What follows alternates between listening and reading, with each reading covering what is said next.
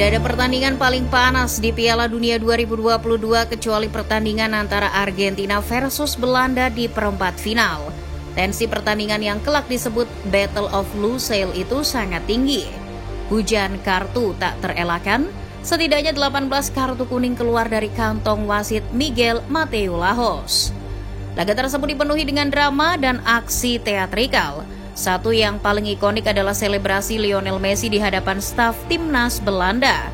La Pulga yang mencetak gol pada menit ke-73 pas mendatangi bench Belanda. Ia berdiri memperagakan gestur menguping. Hal itu dilakukan karena Messi tidak senang atas komentar pelatih Belanda waktu itu, Louis van Gaal, yang disebut-sebut menghina timnas Argentina selama konferensi pers sebelum pertandingan. Meskipun konflik antara Van Gaal dan pemain Argentina sejatinya muncul sejak jauh sebelum itu, bahkan mantan pelatih Ajax Amsterdam itu bukan hanya membenci pemain Argentina, tapi pemain Amerika Latin secara keseluruhan. Louis van Gaal memang punya sentimen negatif terhadap para pemain dari Amerika Latin atau Amerika Selatan. Itu dimulai saat ia menjadi manajer Barcelona sekitar tahun 1997 hingga 2000. Pada tahun 1999, pemain Brazil yang kebetulan juga berseragam Blaugrana, Rivaldo, mengalahkan David Beckham dalam perebutan gelar Ballon d'Or. Alih-alih bangga dan gembira karena pemainnya meraih gelar prestisius itu, Van Gaal justru berpikiran lain. Di mata Van Gaal, Rivaldo tidak pantas menyabet gelar itu. Perkaranya, sang pemain pada waktu itu sedang mengalami penurunan karir. Van Gaal bahkan punya rencana untuk tak lagi memakai jasa Rivaldo. Pada waktu itu, upaya Van Gaal untuk menjual Rivaldo menemui jalan terjal karena Jose Luis Nunes, presiden klub saat itu, menghalangi Van Gaal untuk menjual Rivaldo.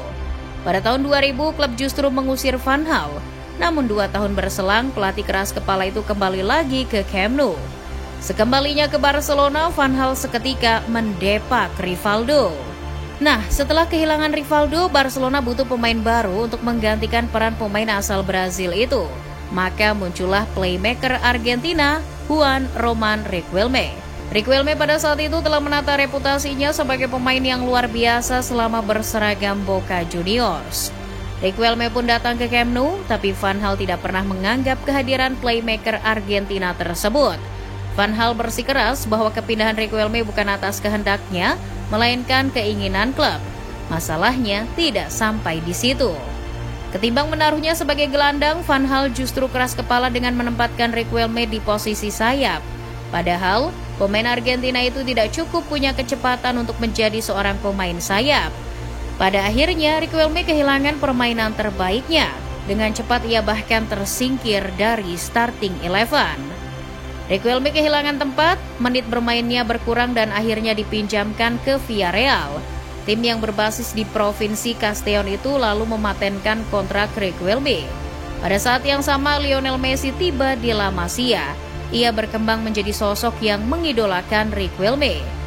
Kelak Messi mewarisi nomor 10. Keputusan Van Gaal untuk menepikan Riquelme juga membuat hati Messi tak senang. Sejak saat itu, atas perlakuannya terhadap Riquelme, bagi Messi tidak ada kata maaf buat Van Gaal.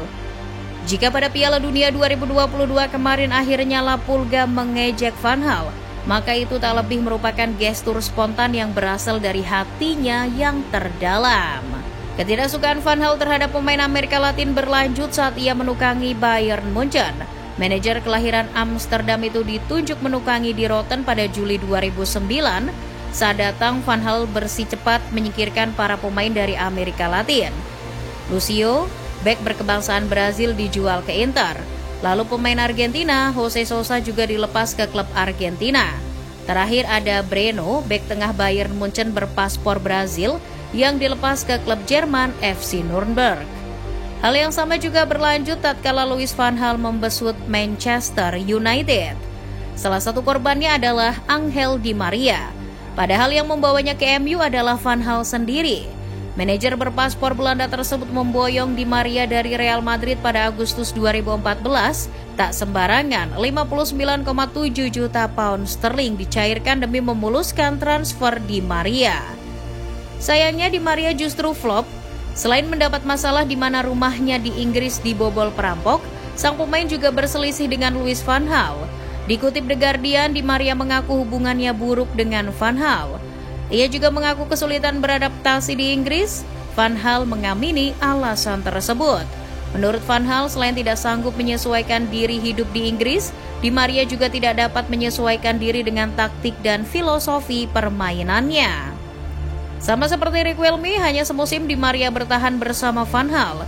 Ia kemudian hengkang ke PSG. Di samping Di Maria, Rafael Pereira da Silva juga menjadi korban Van Gaal lainnya di Manchester United. Karir pemain Brazil di Old Trafford sebetulnya menjanjikan, tapi Van Gaal tidak suka dan tidak percaya terhadap orang Brazil. Rafael pun disingkirkan. Louis van Gaal tidak pernah memberikan alasan pasti mengapa tidak suka pemain Amerika Latin. Hanya saja ini mungkin berkaitan dengan sikap kerasnya. Van Gaal terkenal sosok yang keras, kasar, sombong, dan maunya menang sendiri. Karakternya itu membuat siapapun yang bekerja dengannya akan sulit. Van Gaal juga kehabisan waktu untuk melakukan hal bijaksana dan upaya-upaya diplomasi. Sekali saja tidak suka, Van Gaal akan menyingkirkannya. Titik. Pemain Belanda Robin van Persie dan Mark van Bommel saja pernah bentrok serius dengannya.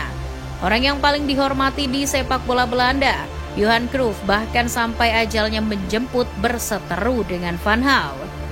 Selain itu ada pula tuduhan yang menyebut kalau Van Gaal rasis, bahwa pelatih dan pemain yang berkulit hitam tidak diberi kesempatan yang adil selama kepemimpinan pelatih asal Belanda itu. Namun Van Gaal membantahnya dengan keras. Bantahan itu diperkuat Van Gaal dengan membalas kritik Ruud Gullit yang menyebut bahwa mantan pemain atau pelatih berkulit hitam tidak akan punya kesempatan yang sama di timnas Belanda. Dilansir Goal, Van Gaal menyebut kritik mantan pemain Sampdoria itu omong kosong. Ujungnya, sikap Van Gaal terhadap pemain Amerika Latin juga menimbulkan kebencian.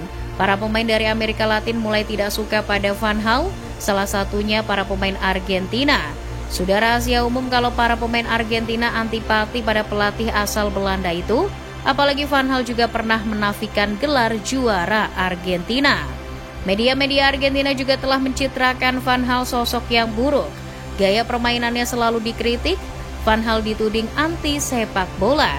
Maksudnya, permainan yang ditunjukkan Van Gaal merupakan antitesis dari sepak bola yang dimainkan Amerika Latin. Orang mengenal Van Gaal pelatih kolot. Ia punya sistem yang mana setiap pemain punya peran yang jelas. Jika ia sayap, ia harus bermain selayaknya pemain sayap. Tidak boleh sedikit pun pemain sayap bertindak sebagai gelandang.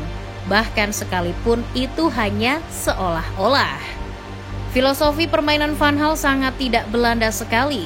Metode Van Gaal inilah yang banyak dikritik, tak terkecuali oleh media Argentina. Puncaknya tatkala timnas Belanda keok atas Argentina di perempat final Piala Dunia 2022.